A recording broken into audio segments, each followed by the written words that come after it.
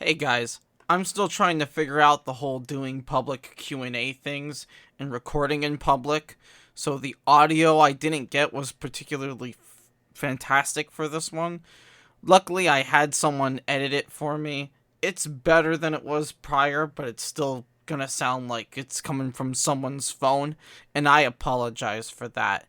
This is also gonna be yet another black screen, just audio video, and I'm also sorry for that. I'll try and do better in the future, but, yeah. Sorry.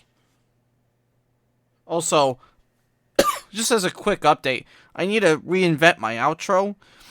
All of the videos that have that outro that I typically use are getting copyright striked, even though that song was, in open domain. I guess it's not anymore or whatever, so there's a small update there. Enjoy the Q&A. Titled On Academic Honesty. This preface aims to address a common issue underlying many of the conversations I have had during my many years of public lectures on the synchronization of science and faith. As a scientist who believes in a higher power, I must emphasize that this belief does not excuse ignoring the academic realities that might impact the demonstrable aspects of my faith. There is a prevalent misconception among many lay people that science is inherently atheistic or in opposition to the concept of faith. This is entirely false. Science, by its nature, is neutral and independent of personal beliefs. Any individual, regardless of their faith, should theoretically be able to conduct a given experiment and arrive at the same conclusion if the experiment is properly conducted and verified. In essence, science acts as a neutral platform that remains consistent across different belief systems. This neutrality allows all individuals to engage with scientific findings objectively, regardless of their pre-existent beliefs. Given this understanding, it is crucial to acknowledge and accept the implications of empirical, testable evidence. Such evidence can challenge one's faith if not approached with a sound philosophical framework for interpreting it. As a scientist, I do not entertain explanations for the universe that are untested and primarily appeal to personal beliefs. These ideas should be subject to the same rigorous testing and verification as any other scientific hypothesis. If they cannot be verified in this manner, then they do not constitute scientific knowledge. It is entirely acceptable to hold these beliefs on a personal level or consider various ideas. However, it is essential to maintain academic integrity by evaluating data honestly. My goal is to encourage all who read this paper, I don't know why it's not present in this, to engage with the scientific data responsibly, ensuring that our explanation of both science and faith remains rigorous and successful. So that is your bit of a disclaimer in regards to what I would call many non-scientific faith-based alternatives. And with that, floor is open up. If someone doesn't ask a question, I will actually in turn ask you guys a question to kick off the conversation. All right, I'll start. So, this is kind of just like something that, like a backstory that happened to me when I was in high school. So, most of you guys probably know I went to a Catholic high school, so we had religion class. So, when I was in high school, I had a religion teacher explain how the Messiah is supposed to be a future Jewish king who will rule during an era of peace, rebuild the temple in Jerusalem, and gather all Jews back to Israel. And because Yeshua failed to fulfill any of these expectations, that's why Jews don't believe that Yeshua is the Messiah. So I guess my question is how, if somebody came to me saying that, what's the best response? Well, so I think there are two strong answers to this. The first one is what I call the candidacy argument. If you take any and all messianic claimants and you put them on a gradient from most likely to least likely, who's the most likely candidate to be Messiah? And I would imagine that anyone just dealing with the information honestly would come to the conclusion that Rabbi Yeshua HaNosri ben Yosef, otherwise known as Jesus of Nazareth, is the premier candidate. The second thing that I typically posit to many Orthodox Jews who bring this to me is, number one, again, honesty. It's true. Yeshua did not fulfill all the Messianic prophecies. But there's nothing in Scripture that precludes him from coming back and finishing the job. You know, the very argument itself implies that each Messiah claimant only has one shot to do it all. And nowhere in the text is that made clear. In fact, it was the premier opinion amongst Jews for a very long time that there was going to be two Messiahs. Because there are so many Messianic prophecies, and some of them are subdivided into what we call the suffering servant, and the others are what we call the conquering king, that it was genuinely believed that there was going to be two Messiahs showing up. The suffering servant, and then a separate individual, the conquering king.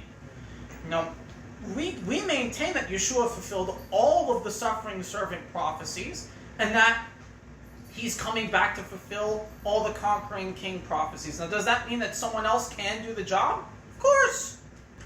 But that's yet to happen. And until it does happen, as I've already said, he is the premier claimant. So there's another question that I have. Someone brought this up to me, where when we refer to the suffering servant in Isaiah, somebody said, well, the chapter before that specifically outlines who the suffering servant was, and it says it boldly, and it says the suffering servant is Israel. Yeah, this is a very popular refutation to Isaiah 53, and it's also a very dishonest one. We typically look at biblical interpretation, and a regular Peshat reading is what we would call that, is not the only thing that exists in Scripture.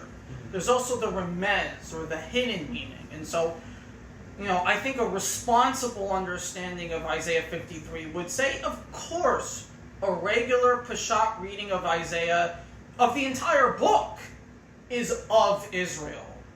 That's not, you know, that's not a crazy statement, but it's the remez of Isaiah that is messianic. And so, you know, there's no reason for both not to be true at the same time.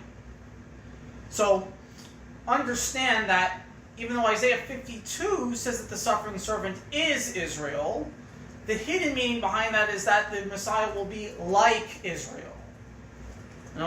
Hey, editing Josh here. On top of everything I said in this Q&A, additionally, the language of Isaiah slowly morphs from being about a nation to being about a singular individual. So as the book of Isaiah continues, it's abundantly clear that we are talking about an Israel-like figure who stands in for the entirety of the nation. And so both interpretations, a regular Peshat and a regular Remez, are totally permissible. And this is, you know, multiple church fathers and rabbis agree on this. Now, Origen himself says that a regular reading of the book of Isaiah is about Israel. It's the hidden aspects that are about Messiah. And many, many rabbis and many Jews maintain this to be true. When Menachem Mendel Schneerson had a heart attack, his followers attributed Isaiah 53 to him. Why? Because we silently all agree that Isaiah is about the Messiah. And so they too read it with that hidden meaning. I got another question. So yeah, no, it's okay if it's only one person. That's I got more too, but I don't want to be the only one to speak. So I also saw like a quote unquote a historian, right, on YouTube, who said that the first Gospels, let's say Matthew, Mark, and Luke, were written around the same time, and then John, and then Acts were written a little later. So Matthew, Mark, and Luke, they all have similar stories going along. So when they were written, he said, quote unquote, that they all had to have had the same source, like the same stories going along. Yeah, this is referred to as Markan priority Yeah. in the literature, and I think there's actually there's a strong case for Markan priority, but it's not the only case. There's also the Q source hypothesis, and the Q source hypothesis is that there was one initial testimony That's called Q, because we don't have it anymore, and that is the source material for the three what we call synoptic gospels. Yeah. John is the only non-synoptic gospel. There are a couple problems here. The first being that the Gospel of Luke is not a gospel written by a follower of Yeshua. Those are the followers of the disciples. Yeah, I would say a gospel does not have to be written by an apostle. And I don't know where this belief came from. But it's demonstratively not true. Luke's not an apostle. He's a latter individual. And he gives objectively different data than what Mark and Matthew give. Not contradictory data, but he tells things a little differently. Moreover, Luke writes his Gospels as a letter. The book of Acts is a follow-up to the book of Luke. Luke is the author of the book of Acts. He says so at the beginning of the book of Acts. So the idea that they were made around the same time and that they used the same source material, I think there's strong evidence for that. I'm just not convinced that that is evidence in on themselves that they're made up. If all five of you were to write a biography about me right here, right now, I would expect that you'd probably overlap in information and even reference each other's works. That would make sense. So if these individuals lived to see Yeshua in his time, it makes sense that they overlap, that the information lines up with each other. On the topic of John, it's a little difficult to peg John down because of the three Gospels, it's unquestionable that John is the most theological bent of the three. It contains the most unambiguous statements on Yeshua claiming to be God, and it has the most dramatic reading of the crucifixion scene. As for a time period that it was written, it couldn't have been much after. I don't see much that John deviates all that much. They said it was like around 40 to 60 years after. I was going to say, it is self-evident, however, that by the time John writes his gospel, the universal beliefs about Yeshua are beginning to solidify a bit more. Yeah. And so his writings are very clearly a little more developed. Mark subsequently is actually the least developed, which fuels the Markan priority idea. So I would say that, I agree. There is strong evidence for those claims. What I don't see is strong evidence that makes the narrative in the Gospels a lie. If anything, their similarity is proof of the antithesis of that. That you have 4 independent documents, 3 of which share a singular source that all seem to have pretty much the same information on them. That, to me, does not spell out a group of people lying, if that's what you're really trying to get at. Or at the very least, I haven't seen any academic prove beyond reasonable doubt that that's the case. Especially with the historicity of the Gospel of Luke being a genuine topic of discussion among academics, even in today's world. I've never seen anybody substantiate a claim even relatively close to that. All right. So my next question is: so Jake had already talked about Isaiah 53. I'll kind of expand on that a little bit. So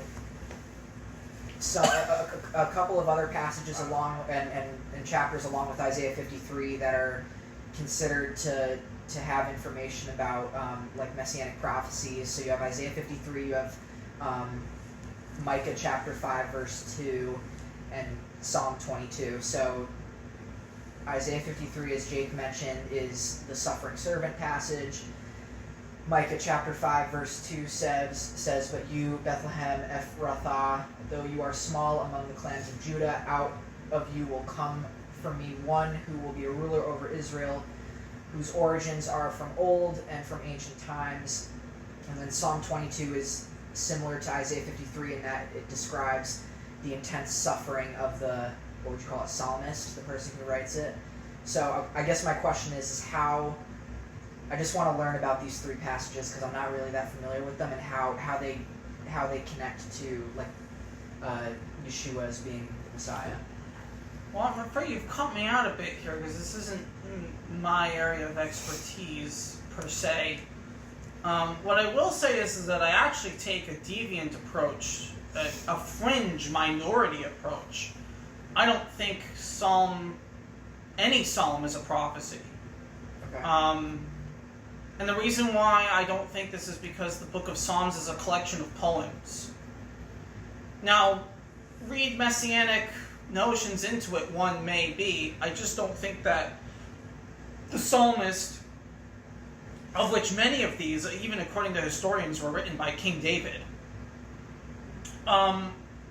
could possibly have referred to a messianic figure. That sparks more of a coincidence than anything else. Well, you had just mentioned that King David wrote most of the Psalms. Obviously, the Yeshua is from the Davidic line. Yes, so. yes, he's from the Davidic line, and that's an important thoroughfare between the two. That a psalm written by David would reflect his life. Right.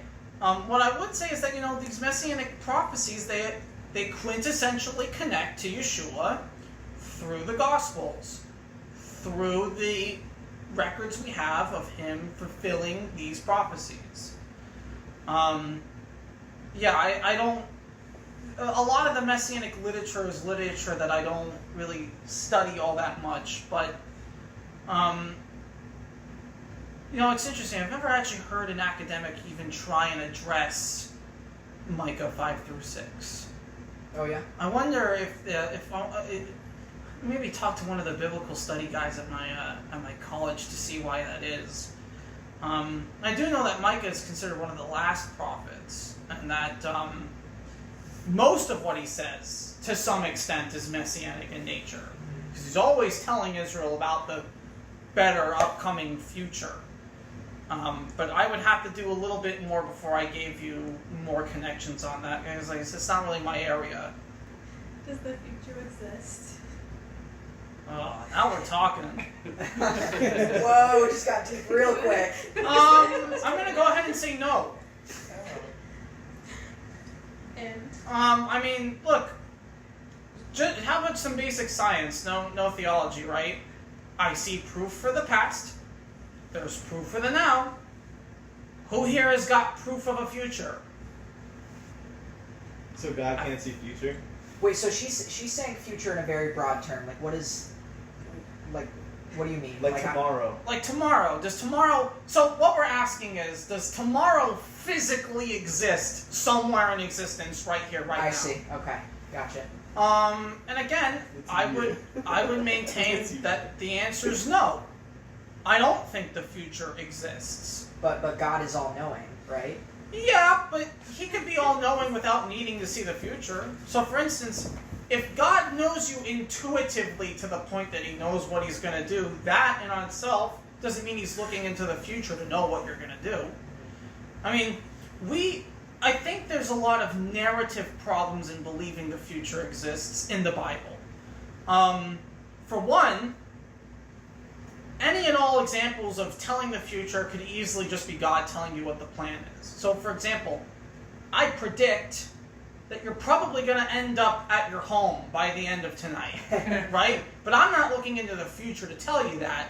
That's simple logical extrapolation of the knowledge I have at my disposal. Now scale that up to someone who's all-knowing. Do they really need to see the future? I'm quite skeptical that that's the case. Well, to your point, my immediate thought went to how, very early on in Scripture in the garden, where God tells Adam and Eve to not eat of the tree of knowledge, and then they do it, and God comes back and he's like, what have you done? Right. Well, I was just about to point out, and in the Bible we read there are several instances of this, of God having characteristics or behaving in such a way that I think directly implies that he can't see the future. That the Garden of Eden example is a good one. Another good example is before God destroys Sodom, right? What does he do? What does he do? He strikes a deal with Abraham that if he can find 10 good men, he won't destroy the city. Now, you can read God seeing the future and God being all-knowing and all-powerful into this passage, but if you do that, you're going to have to agree that God's sort of underhanding Abraham here. He's Right. making a deal with Abraham that not only Abraham can't substantiate, but he never had the ability to win to begin with. Right. And that just goes against the character of God as we know. You know, I don't think an all-loving, all-powerful God would begin to do this to begin with. I think the logical, fair answer is he hadn't determined if 10 good people lived in the city yet. And so he was willing to bargain their lives with Abraham, who was willing to vouch on their behalf. You know? Did the same thing happen in like Noah's Ark, where he saw the land, he was just extremely upset, regretting Right. to make. And we get many of these anthropizations of God throughout the entirety of the Bible, that he remembers things to begin with. I think all of these passages sort of, you know, they give into wider implications that there is no future to see to begin with. Time is constantly moving. It's constantly breaking apart if you believe in a multiverse, you know? And this constant notion means that there is no future for us to look into because it's constantly being written. So, do you believe in a multiverse? I mean, that just means that we have the exact same explanation, only scaling into infinity. It also means that technically different versions of the Bible play out in different universes, and that's always fun to think about. You know, like, what if Exodus, only it's Aaron and Moses just isn't there? No. My So- question is for the future. Then why the Book of Revelations? That's a good one. I think the Book of Revelations is poorly understood. You know, the Book of Revelations is not just a prophecy of things to come, which, by the way, again, if you read it in just a plain sort of outer world view, this could be the equivalent of just telling us what the plan is. No, there is no necessity to see the future to tell you any of this. If God's going to tell you, I'm going to do this, that, this, and that, and it's going to happen when this happens, which happens when I say it's going to happen. But wouldn't that be the future? Because it has happened now. Again, in the same sense as me predicting that Andre's going to go home. I don't have to see the future to tell you that's the case. You're wrong, Josh. I'm not going home tonight. Where are you going? I'm kidding. See, look, even Josh can be surprised. So, you know, seeing the future or telling you what future plans are is frankly my answer. I think it's God telling us what the future plan is, which, from our perspective, looks like the future for obvious reasons, because if you look backwards in time, it looks like a series of events playing out in a sequence that no one could have stopped. So I think that this is a perspective issue on our end. When it comes to the Book of Revelations, you know, part of it is a partial recap on things. Some of the things in Revelations have already happened. So for instance, it talks about the day Yeshua was born in Revelations 12. And then it relates this to latter Enochian literature in order to make a wider explanation as to the role of the fallen angels in the latter narrative of the Book of Revelations itself. But I don't think that, you know, especially if you believe in any level of divine inspiration, none of these things require the ability to see into the future. And I think if you do believe God can see into the future, then you're boxing yourself into areas you don't want to go to. So, for example, I think it's Acts, I want to say 17, it says that two groups of people were praying for two different things, and God found favor with one of them. How is that possible if the future already exists? We now have to agree that one of these groups just simply lost the coin toss at the start of time.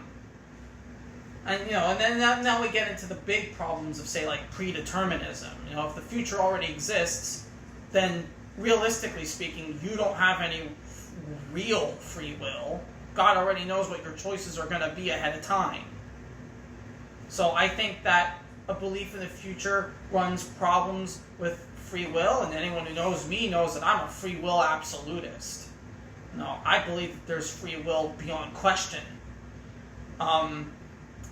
And it runs into problems with God on a narrative level. Especially when he doesn't need to be able to see the future to begin with. That's the big one. Nothing he does requires the need to see the future. So you're saying when Yeshua came down at that time, right? Because the future, let's say we throw ourselves in that area. So he didn't know that Yeshua was gonna fail or win at that time. And like in the future, he didn't know that he was gonna make it to the cross or the crucifixion. I would say that he probably had a good idea of the plan, but even Yeshua says only the Father knows the day. I think that's all we need to know that there are things that Yeshua could not know of when he was here. I don't think he knew the night of. It's possible he knew because he alluded to Judas being a betrayer, but, I do not think that he was able to discern, like, the exact moment of everything that was going to happen, moment of. Well, but there was also the, what was it, Garden of Gethsemane, like before he was arrested, where he pleaded with God and he said, like, I'm about to suffer. If there's any other way to do it, can we do it? And the answer is no. Again, I can see why you'd read looking into the future as a result of that, but it's the same. It's sort of the same thing. I don't want to sound like a broken record, but it's sort of the same thing. Knowing the plan is not the same as being able to see the plan actualized in physical space ahead of time. So what do you think about when Judas betrayed him? Because they were sitting at the table, they drank out of the same cup, and he goes, we're not told clearly how he knew. But isn't that like alluding that he could see the future? It could, but you want to know what else it could allude to? It could just allude to an angel informing him of it. No, he had access to all of that. When he's tempted by Satan in the wilderness, he says, jump off this cliff, the angels will save you. There are a billion other ways he could have known that Judas was a betrayer. Maybe a Roman soldier who believed in him told him. There are an infinite number of possibilities. Seeing the future is only one of them. And it just happens to be one that I don't agree with, for all the other reasons I've already stated. Especially given, again, the lack of actual testable evidence that there is a future to begin with. I think that if we have proof for the past and we have proof for the present, if the future exists, there should be proof of it somewhere. But even all the time travel experiments we've done, they can only ever result in someone going backwards, not forwards. So that to me seems to be hard evidence that there is no forwards to begin with. Do you think time travel backwards will ever be possible? Probably not. Admittedly for the recording, I'm not like a big shot theoretical physicist. Mm-hmm. I only have an associate's in the art of physics, which means I understand the science, I just can't do the math for you. Look, some think that time travel is going to be possible, others think that it's not going to be possible. I sort of stand somewhere in the middle. From what I understand, traveling backwards in time would require negative motion. Maybe I'm wrong about that, maybe I'm not. But, if I'm right, you tell me how you move backwards negatively. I feel like that's something that God would just make too difficult for us humans to figure out, because that's just like... Or it's just a physical impossibility. Yeah. And that's sort of my stance in today's world. When I was younger, I was a lot more enthusiastic about the idea. The older I get and the more I dwell on it, I just don't think time travel's possible. Maybe if you're moving at the speed of light, you would actually... So here's a really confusing one. If you travel to the closest solar system at the speed of light and travel back, you'll end up in the future. Contrary to me just telling you it doesn't exist. But that's not you traveling in the future. When you travel at the speed of light, time dilates around you. So what's 1 year for you is God knows how many years for everyone else. So through time dilation, you could technically travel faster into the future than other objects, but does that constitute time travel? Or is that just goofing with physics in order to get somewhere faster? I would think that it's more or less just goofing with physics. You know, time travel requires temporal manipulation of the fourth dimension, and I don't know how to even begin to do that. I like rocks. My next question is, how do we combine the teachings of the Torah with the teachings of Yeshua in the New Testament? More specifically, what are some examples of Yeshua's teachings in the context of the Torah, and how can we apply them in a way that respects the continuing relevance of the Torah? That's a good one. I like that question a lot. I think to start, we have to have a healthy understanding that Yeshua almost exclusively taught Torah and Halacha. He makes several references to latter rabbis of the era. Sorry, what's halacha? So Halacha is like the rulings of the great court that we regard as also being authoritative to some level. The halakhic rulings are preserved in the Mishnah, and they're sort of refined in the Rambam's later Mishnah Torah. If you're a Rambamist, at least I think it was the Rambam who wrote it. No, it was Maimonides. My bad, not the Rambam. And you can see this in real time. Rabbi Hillel, who predates Yeshua, says almost the exact thing, word for word, that Yeshua says later on. That's Yeshua living within a historical context, referencing the authorities of his time to preach to people about Torah. So I would say that the best way to go about it is what we're already doing. Living a life that exemplifies Yeshua as our Messiah while keeping Torah, something that, for whatever reason, many have determined is a controversial take, despite it being, at least in my opinion, self-evident. I mean, some of the better Christian apologists are starting to wake up to this. I've seen a number of Christian apologists reference what's in the Mishnah to demonstrate that Yeshua and his followers were unquestionably Jewish, especially in the face of modern-day Christian anti-Semitism, which somehow has managed to make a big comeback. I don't know how that happened.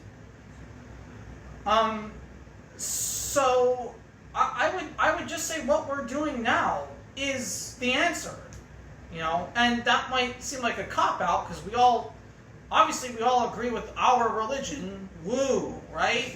What an easy answer. But it really does beg the question. If Yeshua preached Torah and he preached halacha, well, what's good for the goose is good for the gander, no? So someone challenged that the God, the God of the Old Testament, I forgot, but it was, how God refers himself as El Elyon in the Old Testament? Well, he doesn't. He refers to himself by many other names in the Old Testament. I've heard this before. This is a common misinformation spread by primarily Gnostics. Mm-hmm. But a lot of atheists will co-opt it for their own purposes, And the reality of it is that God calls himself a couple dozen names in the Old Testament. But you don't even need that in order to address this point. Look, people change, languages change, understandings of reality change. And the way God communicates with us changes with the time as a result. you see this best in Genesis 1 through 11. I'll tell anyone that I don't believe in a literal 1 through 11, and the reason why is because if you know anything about Middle Eastern myth, then you can see the very clear analogs of the rest of Middle Eastern myth present in Genesis 1 through 11. Does that make it false? No. It means that God has just liberated a bunch of ex-slaves from Egypt. They're not going to be particularly educated. You're not going to give them the scientific realities of how things came to be. They're not going to understand it.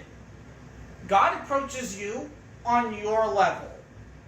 So, he told the Israelites an origin story that was on their level, that you can read certain accuracies in. And I think the same is true as he talks to us. If we all start referring to God as Adonai, he's going to be like, well, I'm Adonai. Let's say no one knows. Let's say God self-identifies with the name Charlie, right? But nobody knows that name. So, if he comes to you in a dream and he's like, I am the God of your ancestors, Charlie, you're going to wake up and be like, what the? That was a crazy dream. This doesn't make any sense, does it? If you exclusively know God as Adonai, it's in God's interest to tell you, hey, I'm Adonai. Even if he doesn't identify as that. So the starting premise isn't even correct. And even if it were correct, it kind of still wouldn't matter. So if somebody knew the god Baal, even if he had that name, let's say he didn't know another name, well, would it be plausible that... Well, Baal is one of the titles given to God. This is where things get complicated because there is a Baal in the Canaanite religion. And so the argument frequently is that, Baal and Yahweh were one and the same. Yeah. Even though there's no real evidence of that either. No, what's happening is God is the God of gods. And in order to understand this, you have to understand sort of divine council language. The ancient Israelites, and indeed many other religions, believed that their deities were the chief deity among many deities. In fact, I think the Canaanites were one of the few who didn't have a council of gods. It was more your classic paganism. So, from the Israelite perspective, Baal was a god in God's court, and a title for God himself. These are not the same thing. An ancient Israelite would have told you that the Baal of the Canaanites is a fallen angel who has headship over the Canaanites by the grace of God himself. And that he's a rebellious son of God as a result of that. So, I think anyone who understands the literature knows that no Israelite would have ever made this connection. The Israelites pretty much regarded any other god that existed as being a god in God's court, in Yahweh's court. And so the idea that the Israelites would conflate this with any other god, court or not, is patently absurd.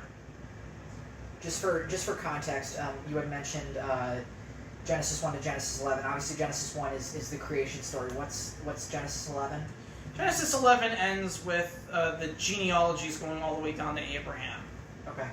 And academically speaking, it's a clade clan system of Israelite clans.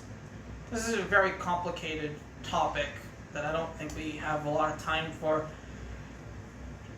But oh boy, I could go on for hours on the literature baked into Genesis 1 through 11. Suffice to say, though, I self-evidently do not read it as being full-blown literal. Those genealogies, however, they're genealogies of clans. And when it says that Methuselah lived for X amount of years, they're referring to the clan of Methuselah, who subsequently is attached to a real person who started that clan. But there is no Methuselah who lived to 900 or whatever, however long he lived to. Yeah, same thing with the 12 tribes who entered the land after 40 years in the desert, right? Yeah. It's approximately like that, yeah. We're talking about clans and clades, not a literal number. Who here has struggled with some of the more wider scientific ideas, like, say, evolution and the Bible? It's a very popular topic in today's world, especially given many outlets that'll claim that they have proof that it's not real. So who here has struggled with that? Well, I think the thing that immediately jumps out to me is that, like, when, for example, like a fossil is found, they're like, oh, this is from like some odd million years ago. Like, you know what I'm trying to say? Oh, well, yeah, but we know that because rock layers are, you look at the rock strata and it actually occurs in a continuum, and so through like potassium-argon dating and other long dating like that, you can indeed get the data millions of years old. But how does, maybe to expand on that, like, I don't know, this is a weird question, but like, does like tying like the dates of million-old fossils like tie in at all to scriptures at all? So my opinion on this is that if you read Genesis 1 through 11 carefully, I do think that the evolutionary reality of this is found in Scripture. And we do have sentiment from latter individuals, like I think Paul writes that God views a day as 1,000 years and 1,000 years as a day. And so when God speaks about time, things get a little wonky. Okay. I wish, we did this whole Q&A thing. We don't have a Bible on us. That's a major L. Oops. If you look up the creation account, it'll give you the order of animals and how they were created. And it just so happens to line up pretty solidly with how things evolved on Earth. First the fish, then the birds, the dinosaurs. The birds are the only dinosaurs left, so it's still technically accurate. So like in the creation story, it's like, it's told over a sentence, first the fish, then the birds, and when in reality this is like a period of like millions of years. Not even millions, billions of years. Yeah. Because think about it, the universe is, like 14, 15 billion years old now? Right. Okay. Earth is 4.6 billion years old. This is a small amount of text devoted to a large amount of time, and there's a good reason for this. Because all of that time, irrelevant to what the Bible's actually talking about. Right. This is what I tell a lot of people. The Bible is not a science textbook. It's not like God sat down, did the little lab experiment in a test tube and was just like, okay, my followers, write this down in your little lab notes, and this was the result. No. We have a polemic against the myths of the time. We have sort of the key events of the universe as they played out, including some more local events, like I personally regard the flood myths of having occurred during the Younger Dryas climate catastrophe. I think that's a very reasonable idea that's starting to surface in upcoming literature, even away from crackpots who are co-opting it for other unfortunate reasons. And even, Tower of Babel, you've got events like the Eridu expansion, you have like creation, significant events, and then real, literal, current events all happening in a succession with each other, because it's part of the narrative. But they're not as important as many people think. So this is why I tell people that when you read Genesis 1 through 11 and you want to read it literal, that's fine from a narrative perspective.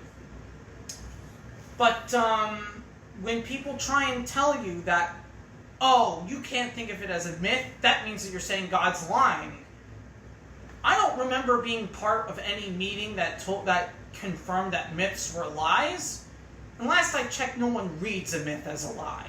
Now, when I read the myth of Icarus, I don't walk away thinking to myself, well, that was stupid. There wasn't a wingman who flew to the sun. No. I'm reading it and extracting the moral realities of the story, which is don't get too big for your britches. Don't fly too close to the sun when you're not ready. That's the story of Icarus. And it's sort of the same thing going on here, just a little more complex and complicated. So what do you think about the giants in the story? There's an entire series of literature on this written by Dr. Michael Heiser, and I agree with him on a lot of it. You know, he says basically that the Nephilim, well, I mean, there's actually a number of opinions as to what the Nephilim giants were. You know, in the Middle East, ancient Middle East, if you were a priest, you took what we would call a Netitim vow. And this vow would have a number of different things attached to it. But if you violated that Netitum vow, for reasons I couldn't tell you, because it just wasn't clear when I was studying it, your offspring were considered to be strange people by default. So the cultural context of the Nephilim, the sons of God coming down and having affairs with the daughters of men, is rooted in priests violating their Netitum vows. But we do read that there is a sort of supernatural element to it, and I'm not going to deny that supernatural element, though I will say here unashamedly I don't have proof for said supernatural element. What I do find interesting is that the Bible's not alone in talking about these figures. And I'm not talking about, like, Native American folklore talking about giants, although that in on itself is interesting.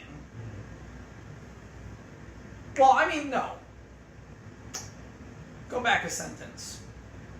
It should be noted that around the world we do see the same story beats happening over and over and over again. Angelic beings come down, they mate with humans, the results are giants, the Great Flood happens. And this story really does occur in a lot of places. And I think that deserves some real academic work put into it. But unfortunately, virtually none has been put into it, or none that I think explains all the details to a satisfactory nature. I've read some papers on it. I can admit that I'm biased, obviously, for the recording, but just to be perfectly honest, on an academic level, I'm just not convinced. I think more needs to be done. In what direction? I couldn't tell you. I mean, God, I don't even know where you'd start with an academic study on that. But even in the local area, Ramesses III, in his Shasu of Yahu inscription, talks about giants living in the Levant. Now that's pretty close to the conquest. Is he talking about the same giants? Are we referring to a clan of people that people referred to as giants? I don't know. That's the bit. I don't know. No, and I don't think most other academics know either. Though if you want infinitely more details on that, I would recommend reading The Unseen Realm by Dr. Michael Heiser and Undoing Hermon by Dr. Michael Heiser. Both those books tell you everything your heart's content on that topic. Alright, so kind of pivoting away from the evolution topic. So the Trinity, or the Father, Son, and Holy Spirit, is a central theological concept in Christianity. However, in Judaism, we stress God's oneness. Some examples include in the Shema, we say, "Hear, O Israel, the Lord is our God, the Lord is one." Or right after, in our service, right after we recite the Baruch Hu, we recite the passage from Ephesians that declares there is one body and one Ruach. So therefore, is the Christian idea of the Trinity inaccurate, or can it be applied to Messianic Judaism? Now here's where I have to be a little mean to our mainstream Jewish contemporaries. Anybody telling you that the word echad cannot impart multi-singularities is lying to you. And that's not my opinion, that's the academic reality. You know, we read in the book of Genesis what happens when Adam and Eve come together for the first time. the two become one, and the word used is echad, the exact same one that supposedly denotes singularity. So, believing that God can be multi-personal is not antithetical to Torah. It's not antithetical to the literature. This is just a case of modern Jewish apologists taking advantage of the fact that people are not familiar with the literature on the same level that they are, to perpetuate a narrative. And that narrative is that Judaism has nothing to do with Christianity, and Christianity has nothing to do with Judaism. That's their primary goals, to convince you that. Anybody who's familiar with even, non-biased academic papers knows that that is just a load of crap. It really is. I don't want to be mean or come off as crass, but it really is just a load of crap. To be way more clear on this, Judaism up into the 15th century accepted that God could actually take a physical body. So what happened? What happened is that the later Rishonim decided, we're not Christian, and so began discussing amongst themselves why actually God can't take a body. The only holdouts were the rabbis of North France, so proverbial Rashi types, still believe that God could take a body. So, we don't believe, and don't fall for the propaganda claims either. We don't believe there's three gods, all masquerading as one. We believe that there is only one God who has expressed himself in three persons. So, I think just from a pure academic stance, there is no evidence to suggest on a literature level that Echad does not denote multi-singularities. We see other examples of it in the Bible, very clear and concise, like Adam and Eve. And that really, this is just a modern talking point created by people who operate with a level of hatred inside their heart. Sorry, go ahead. No, I was just going to add that there is no being polite in the face of that either. And whenever someone slaps me with that, not that you did. Whenever someone who I'm having a debate with slaps me with that, I just tell them this is a load of crap and you know it. So to branch off that, you had mentioned how, the concept of the Trinity is not three separate gods, but one God in three different forms, I guess, if that's the best way to say it. What are your thoughts on specifically Catholicism having the Virgin Mary as a central figure? Hail Mary, Mother of God, all that. Ooh.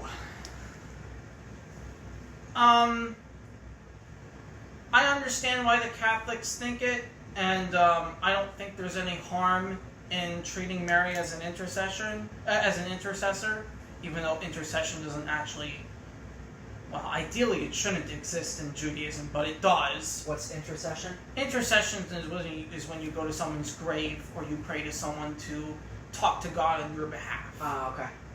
Haredi do it with their achronim all the time. Their rabbis.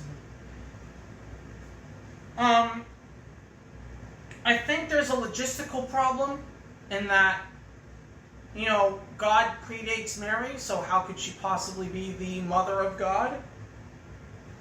There's a categorical difference between her having given birth to a creator entity and her having given birth to the physical body that a piece of God dwelled in while he was here.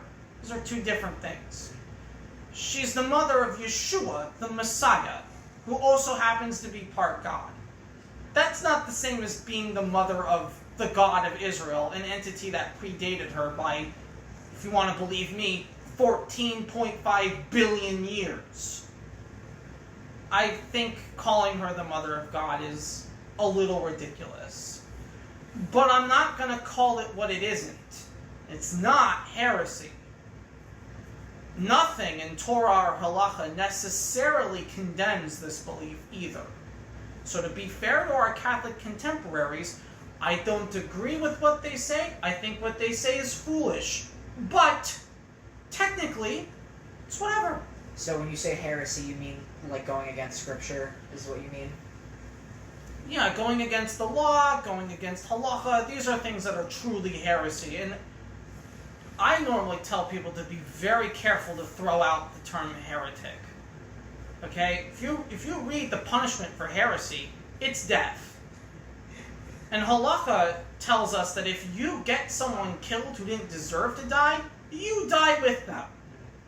So we ought to be very careful who we label a heretic. And no, that's just what I'm doing with Catholics and many other Christians.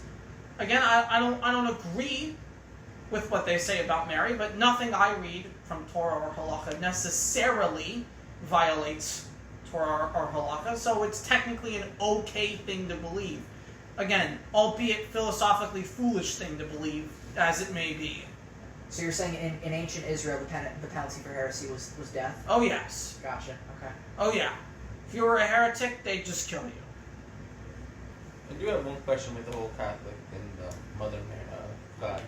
The whole thing that always rubbed me off the wrong way, like being Christian and going to the Jewish congregation, is in my sense the whole idea of them having the Mother Mary and all the saints was like kind of breaking one of the main commandments of having idols versus one God. So now you're not just praying to God, you're praying to everyone else. So like to me that doesn't sit well, and I don't understand like This is why where that would things. be condemned.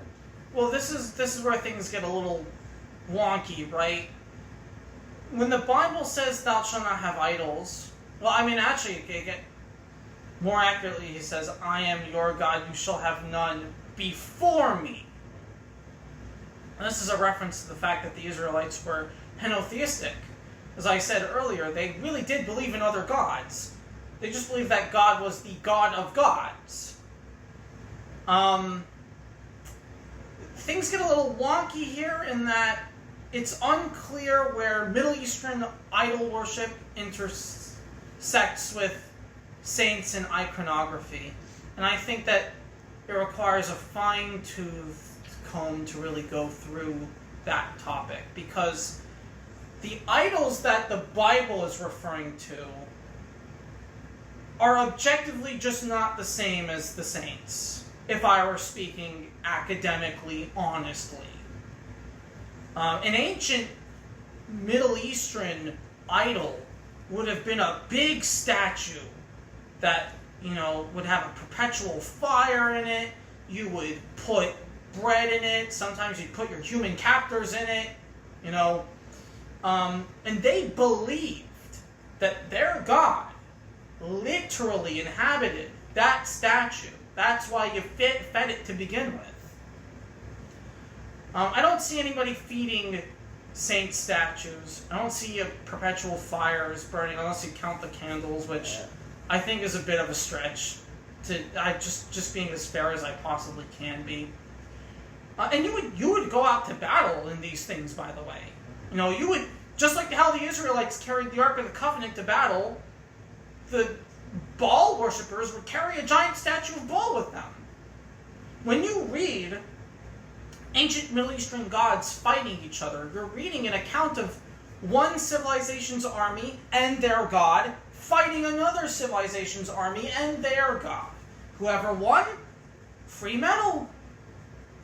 Free metal, yeah, it's true. Yeah. But with that being said, I think there could be an argument to be made that it's idol worship, but I specifically am not fully decided on that yet. And the reason why I'm not decided on that yet is that where does the fine line exist between honoring a teacher of the past who's quintessential to the faith and treating them as an idol? I think that if a Catholic were to tell you that the idols are one with God, or they're the same as God, then we'd be talking about idol worship at that point. My question is then why do they pray to them? So that refers to the practice of intercession.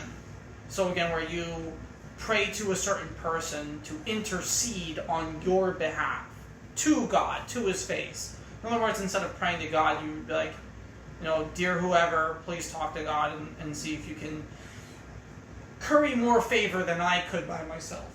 But at that point, you're putting more faith into that person to intercede for you versus you putting your faith in God that He's going to hear you. Here's what I think. I think that both are true. I think that it is possible to have faith in intercession to a point that it's idolatrous. But I'm not sure if intercession by itself is entirely that. After all, it appears both in Judaism and in Christianity. In fact, the only religion that doesn't have intercession, I think, is Islam. We, during several holidays, ask angels to intercess on our behalf. Shalom Aleichem is a song where we ask the angels to protect us on behalf of God. So intercession by itself is not something widely condemned in Judaism or Christianity, but I think it can get to that if it gets to an unhealthy level. I'll give you an example of this. Menachem Mendel Schneerson is the most recent messianic claimant. He was the last Lubavitcher rabbi. People go to his grave weekly to ask that he intercess on their behalf with God. Weekly. That, I think, is idolatrous. And if people are doing the same with the saints, that too should be considered idolatrous. But I don't think having a canon of Tzedakим, which is a group of people even Judaism has, I don't think having just a list of saints, here's all their good works, and here's a bunch of statues, occasionally you can ask them to intercede, I don't think that is idolatrous by itself. I don't think it meets the definition that the Bible was actually thinking of, and even if we updated that to modern times, I just don't see it, but I can be convinced otherwise. So just going back to the intercession, another thing that came to my mind was every Passover, how we sing Eliyahu HaNavi. Is that the same type of thing where it's like you're praying for Elijah's return because he ushers in the coming of the Messiah, right? Well, right. That is to some extent very similar to intercession. Putting faith that Elijah comes back so that way Yeshua comes back rather than just saying, hey, why doesn't Yeshua come back? Because there's a fine order to these things. There's layers of separation between the divine, the righteous, and the profane. Alright, I got one more. One more. Maybe coming up on the end here. Yeah. Okay, so this is a question about the Jewish identity of Yeshua, and it's another defending your faith question. So how does the identity of Yeshua impact the way we share our faith with both Jews and Gentiles? So more specifically, how can understanding Yeshua's life in a Jewish context deepen the faith of both Jews and Gentiles? And I'll give a little backstory to that. Like I mentioned, I went to a Catholic school for high school, and most of the Catholic kids who were there, they did their CCD or whatever, but none of them were actually practicing religious Catholics.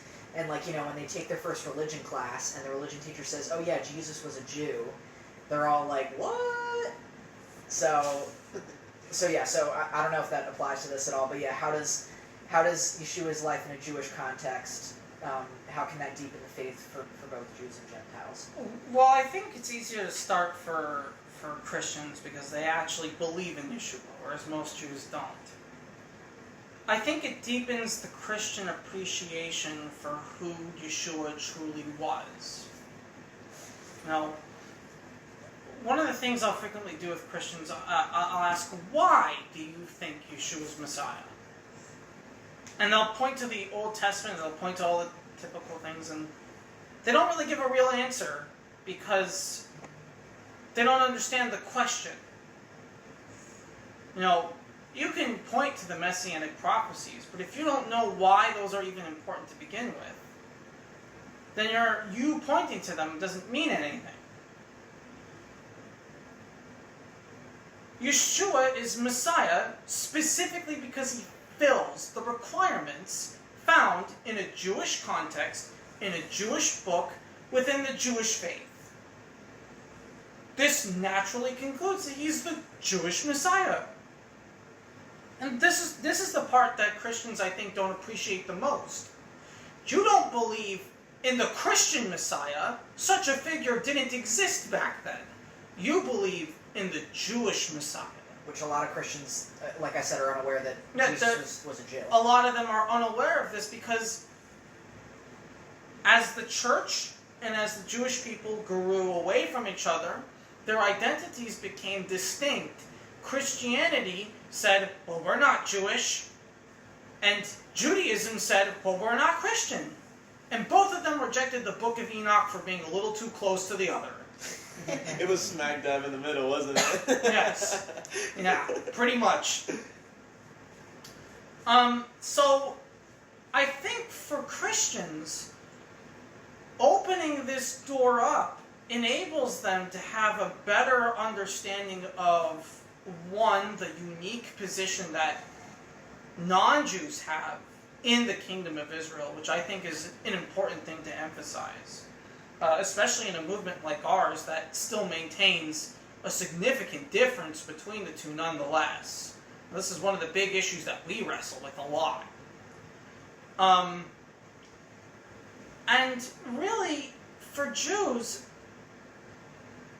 it's kind of difficult because you've got this anti-Yeshua culture going on in the mainstream Jewish world. My grandmother is one of the progenitors of the modern Messianic movement as we know it today. She was one of those first wavers that, she comes from an old Ashkenazi house. Grandparents are Orthodox, the whole 9 yards. But she didn't bother reading the New Testament until, I think, her rabbi said that he would disown her if she did. And since she's a lot like me, that was basically co-signing the right to go read it.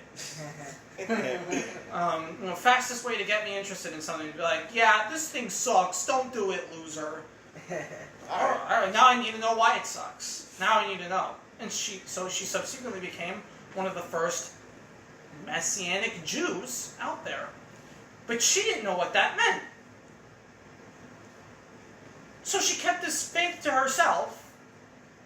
Lo and behold, 1960s show up, Messianic Judaism shows up, and the identity starts to solidify. And in today's world, we're still kind of getting there, but we have a better grasp on it than we did 60 years ago. So understanding Yeshua from a Jewish context, I think becomes difficult because of the significant weight and reality of Yeshua belief in the Jewish world. That being that, if you're Jewish and you believe in Yeshua and you live in a Jewish community, you stand to lose a lot by going public with your faith. Yeah. And, as much as I dislike them, I have to give credit where it's due. The Tovia Singers of the world have done a good job at defaming us.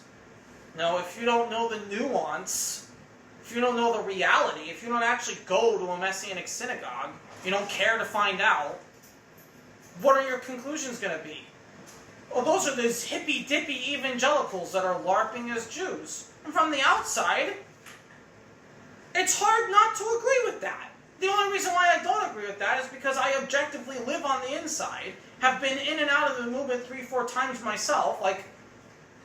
It takes a well-rounded and sharpened mind to understand that stigmatization is not true. And if you don't care enough to learn about it, then you're never going to learn about it. And this is the problem with most Jews. I think most Jews either don't care enough or lack the facility to openly learn about this without risking losing a significant chunk of their lives. So I think Christians benefit more from this than Jews do.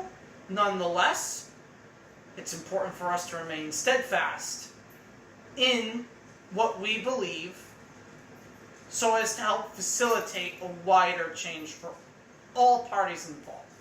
I think when I asked Rabbi Nathan a very similar question, for those who don't know who Rabbi Nathan is, he's basically my mentor. He's been so for 15 years of my life. He's the head rabbi at Ruach in Boston. Yeah.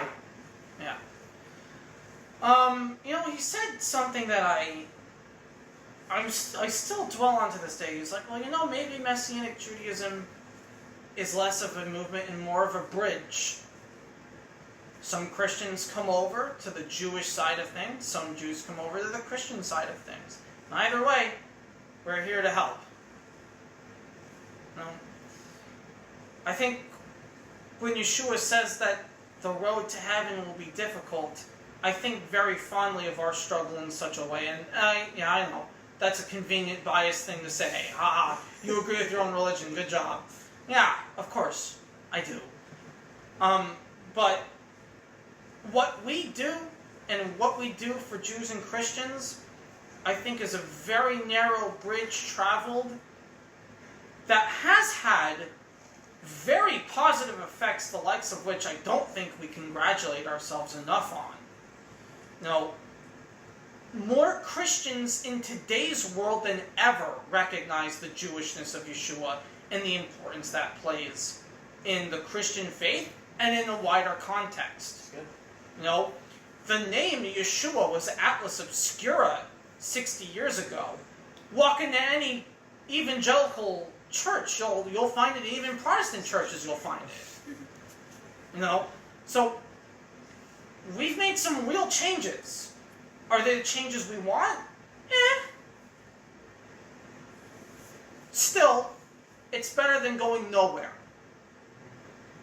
You had mentioned in this talk that you just said about how if a non-believing Jew finds out that you're Messianic, that it causes problems depending on the situation. So here's a story that just happened to me literally a couple days ago. So bit of a backstory. My older brother and his wife, they're non-believers.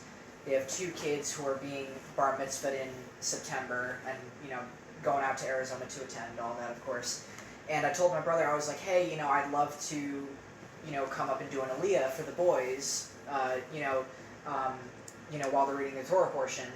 And my brother was like, oh yeah, we'll talk to the rabbi in the coming days.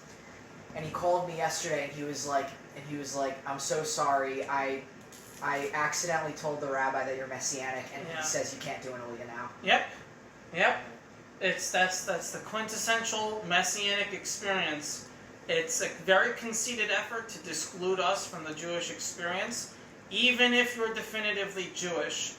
So, no, it's a very real phenomenon, and the reality of it is, I'm willing to bet that rabbi who said no has never even talked to a Messianic, never even bothered to learn what Messianic Jews actually think, never bothered to look at any of our academic papers, never bothered to look at any of the major rabbinic institutes. Because why would you? And from that perspective, again, I don't blame them. It's something of a bigotry of low expectations that I operate with in today's world, Whenever I get a mainstream Jew who acts in a rude manner to me, I just sort of expect it. Because I don't expect anything better from any of them. The few Orthodox Jews who I have as friends who aren't Messianic or crypto-Messianic, and obviously their names will never be revealed on recording for obvious reasons, they're incredibly educated to the point at which they'll be like, look, they'll tell you it's a lot more gray than most Jews think, but most Jews are essentially like Protestant Christians. It's actually, my girlfriend Catherine's not Jewish. She actually noted this to me, and I agree with her. Now you look at what the average Orthodox Jew thinks and how they behave, and you liken that to Protestant Christians. The difference is where they go for Shabbos, what they wear to Shabbos, and what they read. That's it. And most Orthodox Jews don't even know that reality. If you tell them that, they'll tell you you're crazy. It's like, have you ever seen it? It's like, have you ever... Yeah, have you ever bothered looking into what Protestant Christians actually believe? No. Okay, so then you don't know. I do know. You guys are way more similar than you think. And again, that goes all the way back to the conceited effort of the later Rishonim to identify Judaism as definitively not Christian. You know, whereas in latter years, latter centuries, it was a little more up in the air. You see, and this is why I speculate, if Messianic Judaism started in like the 1500s, well, there's no guarantee it would have ever gotten off the ground if it started in the 1500s. Yeah, I was about to say. But if it did, I'd imagine we'd be at a very different crossroads than we are now. Because the Judaism of the 1500s would have been a little more open-minded to this. But in today's world, you know, I think a valid criticism of the modern Jewish world, and I cannot stand this, is that you get people who talk about tragedy after tragedy after tragedy as justification for X, Y, Z, and A, B, and C. And it's so stupid.